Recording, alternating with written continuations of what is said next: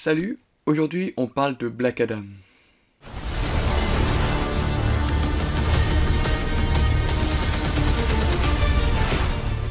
Alors Black Adam, qu'est-ce que c'est? Qu'est-ce que ça raconte? Dans l'ancien Kandak, Teth Adam a reçu les pouvoirs tout-puissants des dieux. Après avoir utilisé ses pouvoirs pour se venger, il a été emprisonné, devenant Black Adam.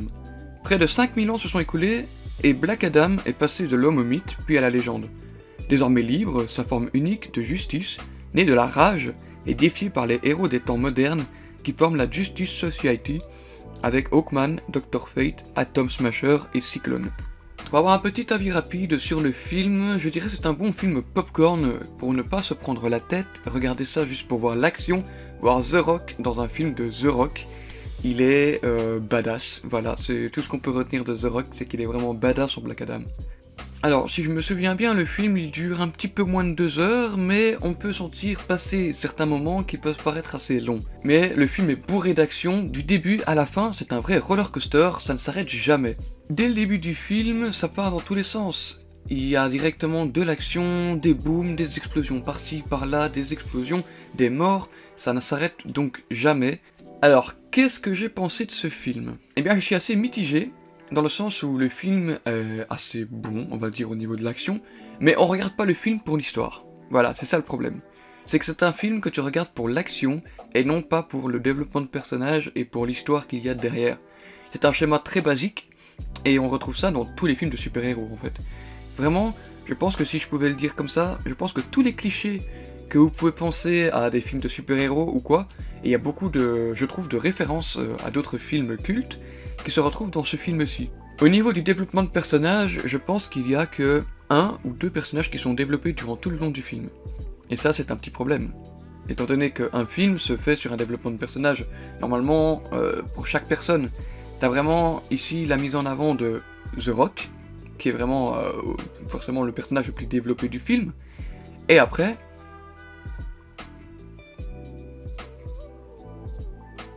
il y a The Rock, qui est donc le personnage le plus développé du film.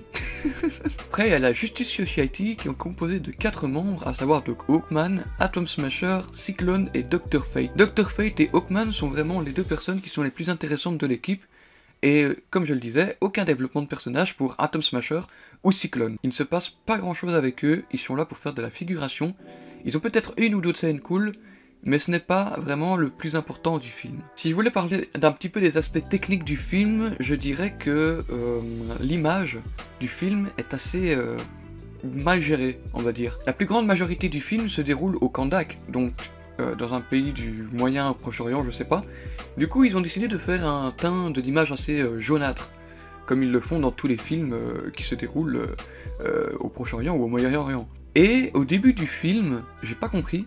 Donc ça se passe un petit peu, il y a un moment où ça se passe à l'époque ancienne, l'étalonnage est nul, à chier.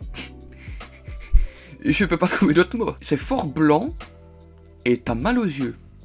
Tu regardes l'image, en fait, ils travaillent dans des sortes de mines en esclavage, je sais pas quoi, et en fait, la pierre, la roche fait qu'ils sont tout blancs, mais ça fait mal aux yeux.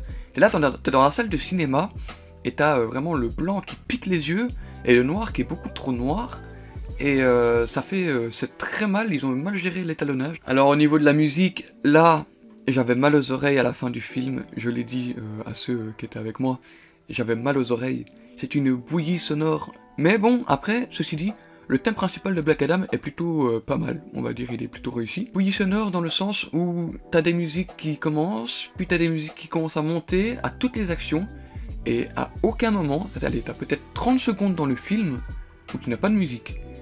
Mais sinon, toutes les scènes sont accompagnées d'une musique. Et ça, ok, la musique c'est bien, c'est le corps d'un film. Mais il faut savoir un peu se reposer, quoi. On peut respirer, les oreilles, les yeux, se poser un petit peu dans le film. Mais comme je vous l'ai dit juste avant, le film ne s'arrête jamais. Dans tous les sens du terme, au niveau de la musique, au niveau des actions, au niveau du rythme. C'est dans tous les sens et ça ne s'arrête donc jamais. Au niveau de la mise en scène, c'est assez spécial parce que il y a des plans qui arrivent, mais t'as l'impression que directement après, tu passes directement à un autre plan, t'as pas le temps d'aller sur le plan, que t'enchaînes déjà sur un autre plan. Il y a beaucoup de cuts. Il y a beaucoup de cuts à la suite, et bon, ça donne un effet assez dynamique ou quoi que ce soit, mais après t'as pas le temps d'observer ce qu'il y a à l'image, et ça peut être aussi, par moment, un certain défaut. Les mouvements de caméra aussi sont très spéciaux. À un moment, je pense qu'il y a un temple au Kandak, la caméra, elle avance, en même temps elle décale sur la diagonale, et ça fait un mouvement très bizarre. Voilà. On arrive à la seconde partie du film, qui est pour moi la partie la moins intéressante. Voilà, c'est une partie qui est vraiment ajoutée pour dire d'avoir de l'action en plus. Il y a la révélation du méchant, et il y a un truc qu'il fait pour amener de l'action, forcément, qui m'a pas vraiment plu parce que c'est pas terrible. Et voilà, je vois pas l'intérêt d'avoir fait ce qu'il a fait pour au final avoir ce qui arrive. Après, en termes de relation de personnages, je dirais que le gamin avec The Rock est plutôt une bonne relation, bien que cliché, avec John Connor. C'est une bonne relation, il y a vraiment cet équilibre entre la brute et le gosse, qui fait qu'il y a une petite alchimie qui se crée, mais le problème, c'est l'alchimie, elle se crée dès le début. Il n'y a pas vraiment de développement par rapport à ça. C'est dès le début, t'as l'impression qu'il y a cette petite alchimie qui... Il n'y a pas eu de... Comment? Ça n'a pas été amené d'une certaine façon. On t'a posé ça là, et voilà. Tu te débrouilles avec ça, et voilà, quoi, tu fais ton film. Au niveau des effets spéciaux, il y a par moments, c'est très moche. Par moments, c'est réussi. Donc forcément, tout ce qui est explosion, je parle de l'hyper-vitesse ou quoi que ce soit, franchement, c'est assez réussi. Mais il y a des moments où tu vois Black Adam voler, tu le vois de loin, donc forcément c'est de l'image de synthèse, mais tu vois que c'est pas bien fait, quoi. Il y a un peu de... Il manque de relief, et par moments ça fait mal aux yeux. On va pas non plus cracher sur l'entièreté du film juste pour une ou deux scènes qui étaient mal réalisées. Le design du costume de Black Adam est tout simplement magnifique. Voilà, il est juste magnifique. Celui d'Hawkman est plutôt assez détaillé, très doré, pas mal aussi. Dr. Fate, son costume est vraiment super beau, avec ce casque doré. C'est un beau costume réadapté des comics. Il est presque comic accurate, et franchement ça rend super bien. Atom Smasher a un costume qui ressemble fort à Deadpool. C'est Deadpool avec une tête bleue, et voilà, c'est tout ce que j'ai à dire sur lui.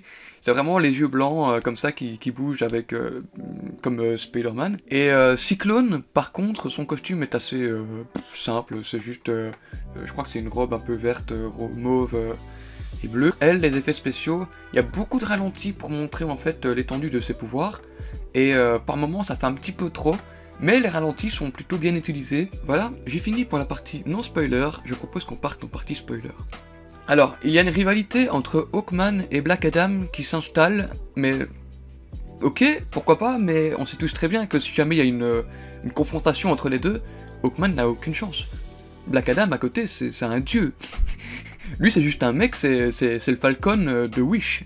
La rivalité n'est pas impactante, j'ai envie de dire, elle n'est pas incroyable. Alors, si on devait parler de la mort de Dr. Fate, qui était plutôt une bonne mort, on va dire que c'était une belle mort.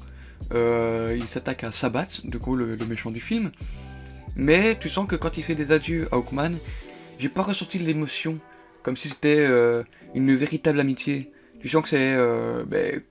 il n'y a pas assez d'émotions qui se dégagent dans la scène, et ça je trouve que c'est assez dommage. Mais malgré ça, il a une belle mort, et Dr. Fate est un bon personnage pour le film. Alors, comme je le disais en partie non spoiler, Atom Smasher et Cyclone, ils sont là pour décorer.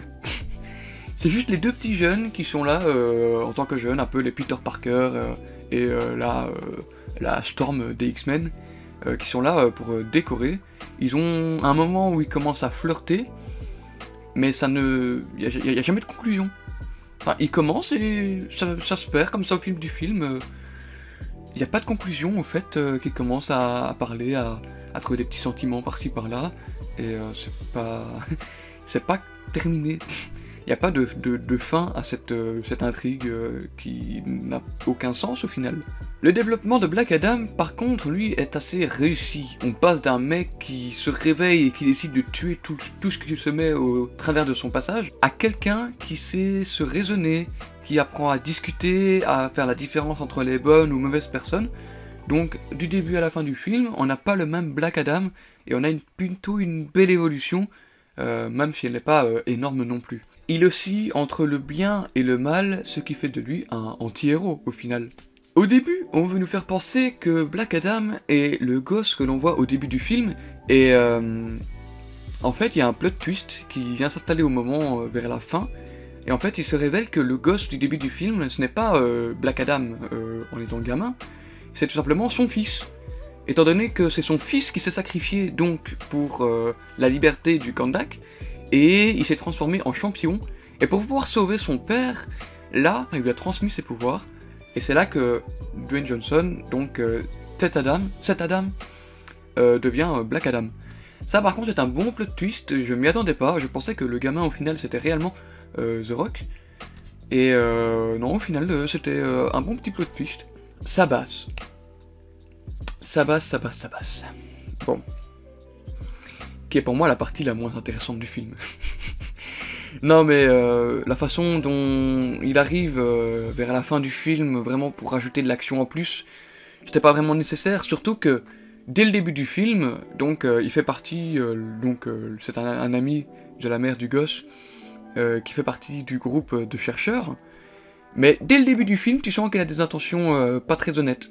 Voilà, directement, au bout de 5 minutes du film, on te spoil le truc quoi, donc on aurait pu te garder la surprise du fait que ce soit lui le méchant, mais non, dès le début, on te dit, il te laisse passer un truc qui est très suspect, et tu le sens direct que ça va déconner. Et donc, vers la milieu du film, vers la fin du film même, il meurt, et puis il renaît des enfers en devenant Sabbath. Et là, le design est pas ouf, il est pas, enfin il est très basique, hein, c'est un diable, juste un mec rouge avec l'étoile à l'envers sur le torse, pas très beau, on va dire, même les effets spéciaux dessus n'étaient pas très réussis je trouve. À un moment, il s'assied sur le trône et il invoque des morts vivants, des démons qui viennent des enfers, et c'est juste des squelettes comme ça sur pattes. À quoi ça sert? Et t'as tous les habitants du Kahndaq, ils se réunissent pour les taper, et ils se font défoncer en 2 secondes. C'est des squelettes qui n'ont aucune force, tu les touches, ils meurent. À quoi ça sert? Juste pour ajouter de l'action, qui n'est pas folle en plus. Bon, soit. Et voilà, on arrive donc à la scène post-générique. Et là, c'est le moment où beaucoup de gens ont sauté de joie. C'est le moment que tout le monde attendait depuis des années pour Warner. Superman. Henry Cavill est de retour en tant que Superman, et ça, c'est très beau. Ça fait bizarre de voir Henry Cavill face à Dwayne Johnson, même si t'as l'impression qu'ils n'ont pas tourné la scène en même temps, mais le fait de le voir dans son costume et dire Black Adam, il faut qu'on discute. Et ça, c'est que beau, quoi. J'ai hâte de voir ce que Warner va faire avec Superman par la suite.